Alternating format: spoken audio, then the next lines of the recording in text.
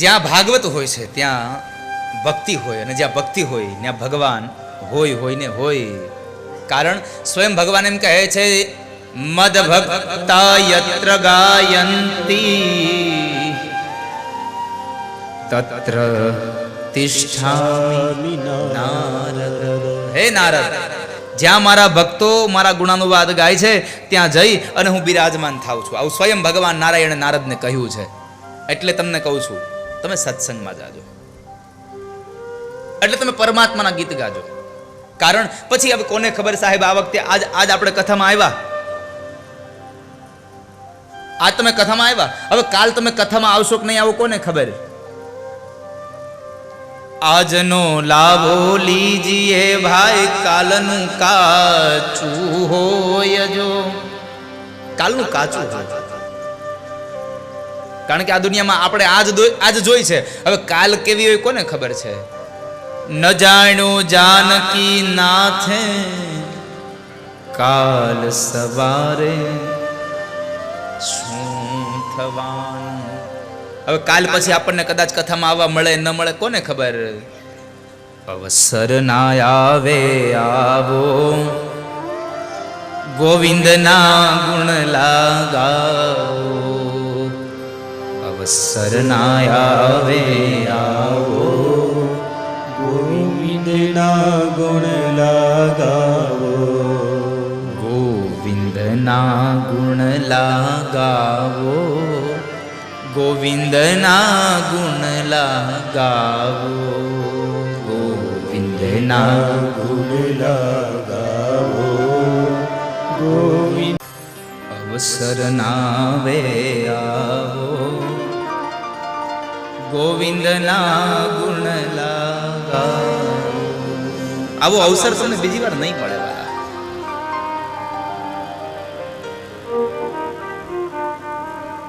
અને એ ભક્તિ મહારાણીના બે દીકરાઓ જ્ઞાન અને વૈરાગ્ય માત્ર ને માત્ર ભગવાનની કથા સાંભળી અને એ જાગૃત થયા. કથાનો મહિમા બહુ છે. સુત નામના મહાપુરાણી એમ કહ્યું હતું કે હે શૌનક, અધમથી પણ અધમ માણસને આ તારી દેનારી ગાથા છે.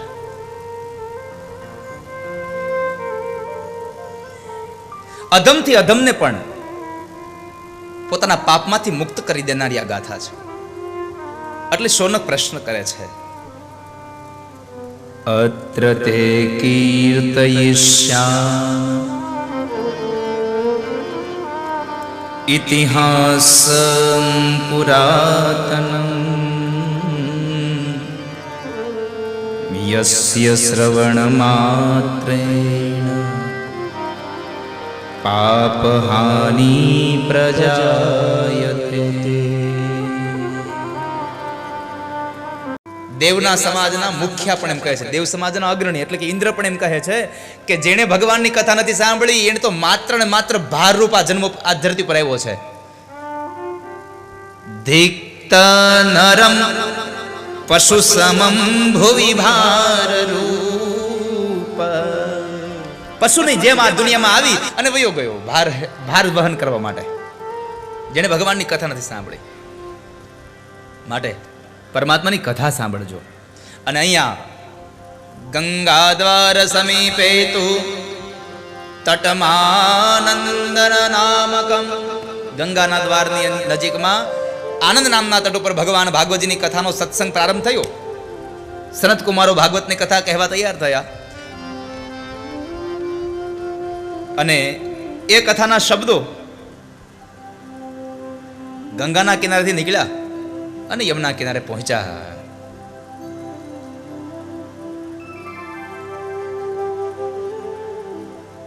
યમુનાના કિનારે એ શબ્દો પહોંચ્યા. જ્ઞાન અને વૈરાગ્યના કાનમાં શબ્દો પડ્યા.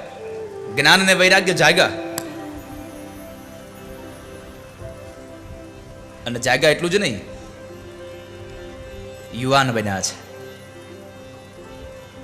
ભક્તિ સુતો તૌ તરુણો ગૃહીત્વા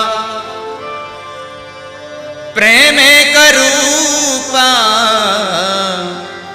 સહસા વિરાસી.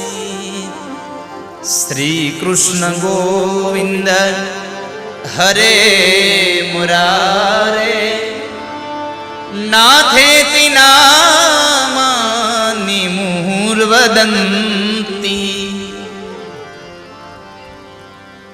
ભગવાનની કથા સાંભળી, જ્ઞાન વૈરાગ્ય બેવ જાગ્રત થયા, અને જાગ્રત થયા એટલું જ નહીં, પોતાની તરુણ અવસ્થામાં આવ્યા. ભક્તિ સુતો તૌ તરુણો ગૃહીત્વા. પોતાના તરુણ અવસ્થામાં આવ્યા અને પોતાની માતા ભક્તિની સાથે નીકળ્યા છે. એવમ નગાહ શ્રવણો રુધર મે પ્રકાશમાને ઋષિભી સભાયામ આશ્ચર્યમેકં સમભૂતદાનીં તદુચ્યતે સન શૃણુ શૌનકત્વમ.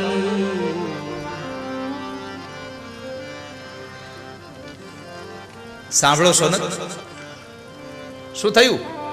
કુતૂહલ થયું કે આ કોણ આવે છે, આ કોણ આવે છે? સામેથી એક સંઘ આવતો દેખાય છે, અને ભગવાનની કથા થતી હતી ને, તો બધા લોકો આવી આવીને બિરાજમાન થયા હો, માત્ર નારદ નહીં, અનેક વ્યક્તિઓ આવી અને ત્યાં બેઠા છે. ભૃગુર વસિષ્ઠ ચ્યવનશ્ચ ગૌતમો મેઘાતિથિર દેવલ દેવરાતો. અનેક ભૃગુ ઋષિ આવ્યા, ગૌતમ ઋષિ આવ્યા, વસિષ્ઠ આવ્યા છે, મેઘાતિથિ, દેવલ, દેવરાત, અનેક ઋષિ મુનિઓ આવી અને બિરાજમાન થયા છે કથાની અંદર. અને જે સામેથી એક સંઘ આવતો દેખાય છે, એક સ્ત્રી બે બાળકોને પોતાની હારે લઈને આવે છે, અને એની સાથે અનેક સ્ત્રીઓ છે. આ અનેક સ્ત્રીઓ કોણ છે? ભાગવતજીમાં એમ કહ્યું છે કે ભક્તિ મહારાણીની હારે બે યુવાન દીકરાઓ હતા, કુમાર અવસ્થામાં, તરુણ હતા. એ તરુણ જ્ઞાન અને વૈરાગ્ય હતા, અને એની હારે જેટલી સ્ત્રીઓ હતી ને, એ બધી જ સ્ત્રીઓ આ ધરતી પરની તમામ નદીઓ હતી સ્ત્રીઓના વેશમાં આવે છે. કારણ જ્યાં ભાગવતની કથા થાય છે ને, ત્યાં બધી જ નદીઓ જઈ અને બિરાજમાન થઈ જાય છે. જેટલા પણ પવિત્ર તીર્થ સ્થાનો છે, બધા ભાગવતના મંડપમાં આવીને બિરાજમાન થાય છે. માટે ભાગવતનું કથા સ્થળ આનાથી બીજું મોટું કોઈ પવિત્ર સ્થાન આ દુનિયામાં નથી સાહેબ. આનાથી મોટું સ્થાન પવિત્ર છે જ નહીં. કારણ કે તમે નર્મદામાં સ્નાન કરવા જાઓ તો એક નદી મળે, ગંગામાં સ્નાન કરવા જાવ તો એક નદી મળે, યમુનામાં પાન કરવા જાવ તો એક નદી મળે. પણ અહીંયા ભાગવતના મંડપમાં આવો ને, તો આ ધરતી ઉપરની જેટલી પણ નદીઓ છે, બધી જ નદીઓનું તમને પુણ્ય અહીંયા પ્રાપ્ત થઈ જાય. એટલા માટે આ ભાગવતનું સ્થળ અતિ પવિત્ર છે. ભક્તિ સુતો તૌ તરુણો ગૃહીત્વા પ્રેમે કરૂપા સહસા વિરાસી. પણ આ શ્લોકનો ઉત્તરાર્ધ છે ને, બહુ બહુ અગત્યનો છે. એમ કહ્યું છે, શ્રી કૃષ્ણ ગોવિંદ હરે મુરારે નાથેતિ નામાનિ મુહુર્વદંતી. આખો સંઘ જે હાલ્યો આવે છે ને કથામાં, એ શું કહે છે? શ્રી કૃષ્ણ ગોવિંદ હરે મુરારે.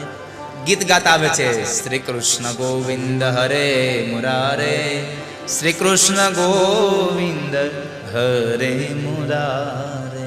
અહીંયા મને તમને એક ઉપદેશ આપ્યો કે જ્યારે તમે ઘરેથી નીકળો કથામાં જવા માટે, ત્યારે તમે કથામાં જાઓ ને, ત્યારે તમારે વચમાં માર્ગમાં હાલતા હાલતા કોઈની નિંદા ન કરવી, કોઈની વાતો ન કરવી, મોઢામાં માત્ર ભગવાનનું નામ ગાતા ગાતા જવું. અને કથામાંથી જ્યારે ઘરે જાઓ ત્યારે પણ પરમાત્માના નામની ધૂનો ગાતા ગાતા જવું. એટલા માટે જેથી કરીને પાપો ન થાય. ભગવાનની કથામાંથી પાપો છોડવાની ગાથા છે, પાપોને બાંધવાની કથા નથી આ.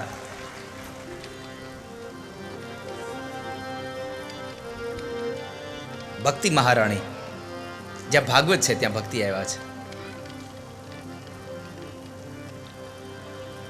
તામ ચાગતામ ભાગવતાર્થભૂષામ સુચારુવેશામ દદૃશુ સદસ્ય. અહીંયા કહ્યું દદૃશુ. દદૃશુનો અર્થ છે મળ્યા, જોવું. ભાગવતનો કેટલો ભાવ છે, ભાગવતની કેટલી મહત્વતા છે. સનતકુમાર એમ કહે છે કે જ્યારે અમે સત્સંગના નામને લઈને નીકળ્યા ને તો અમને સત્સંગ કરવા માટે થઈને નારદ મળ્યા. સત્સંગને જો માધ્યમ બનાવશો તો સારો માણસ તમને મળશે.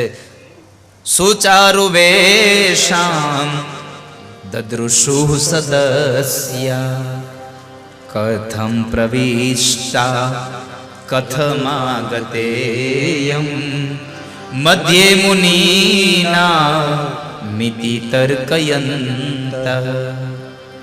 જ્યારે કથા થતી હતી ને ગંગાદ્વાર સમીપે આનંદ નામના તટે, ત્યારે એક બાજુ સ્ત્રીઓ બેઠી છે, એક બાજુ પુરુષ બેઠા છે, અને બરાબર કથાની સામે સનતકુમારની સામે એક જગ્યા લઈ અને દેવર્ષિ નારદ બેઠા છે.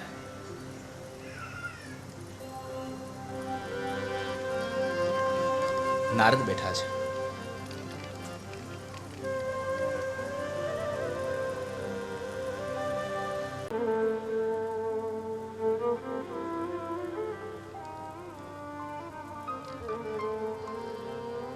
પાપ હાનિ પ્રજાયતે.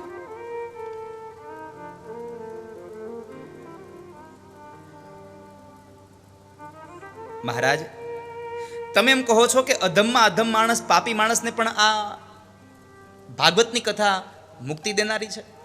હા, તો તમારી પાસે એવું કોઈ સત્ય ઘટના ખરી કે જેને પાપ કરવામાં પાછું વાળું જોયું ન હોય અને પછી એને પણ આ ભાગવતજીએ મુક્તિ આપી હોય? અરે હા, મારી પાસે છે કથા. સાંભળો. તુંગભદ્રા તટે પૂર્વમ અભૂત્પત્તનમુત્તમં યત્ર વર્ણાઃ સ્વધર્મેણ સત્ય સત્કર્મ તત્પરાઃ.